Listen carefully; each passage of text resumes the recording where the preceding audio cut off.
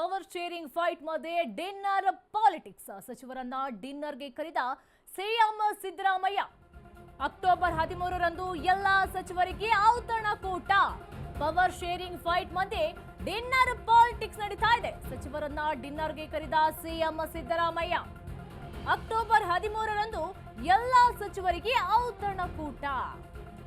November ಕ್ರಾಂತಿ ಚರ್ಚೆ ವೇಳೆಯೇ CM alert ಆಗಿದ್ದಾರೆ.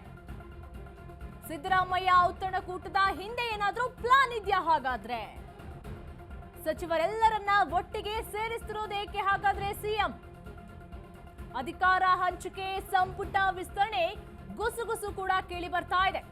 ಸಂಪುಟ ವಿಸ್ತರಣೆ ವಿಚಾರಕ್ಕೆ ಡಿನ್ನರ್ ಪಾಲಿಟಿಕ್ಸ್ ನಡೀತಾ ಇದೆಯಾ? ಸಚಿವರನ್ನ ಡಿನ್ನರ್ಗೆ ಕರೆದ ಸಿಎಂ ಸಿದ್ದರಾಮಯ್ಯ. ಅಕ್ಟೋಬರ್ 13ರಂದು ಎಲ್ಲಾ ಸಚಿವರಿಗೆ ಔತಣಕೂಟವನ್ನ ಏರ್ಪಡಿಸಿದ್ದಾರೆ. ತೀವ್ರ ಕುತೂಹಲವನ್ನ ಕೆರಳಿಸಿದೆ ಸಿಎಂ ಸಿದ್ದರಾಮಯ್ಯನವರ ನಡೆ. ಪವರ್ ಶೇರಿಂಗ್ ಫೈಟ್ ಮಧ್ಯೆ ಡಿನ್ನರ್ ಪಾಲಿಟಿಕ್ಸ್ ಕೂಡ ನಡೀತಾ ಇದೆ. ಹಾಗಾದ್ರೆ ಸಿಎಂ ಔತಣಕೂಟದ ಹಿಂದೆ ಏನಾದ್ರೂ ಮಹಾ ಪ್ಲಾನ್ ಇದೆಯಾ ಅನ್ನುವಂಥ ಅನುಮಾನ ಕೂಡ ಮೂಡ್ತಾ ಇದೆ. ಅಕ್ಟೋಬರ್ 13ರಂದು ಸಿಎಂ ರಿಂದ ಸಚಿವರಿಗೆ ಔತಣಕೂಟ ಏರ್ಪಟ್ಟಿರುವಂಥದ್ದು.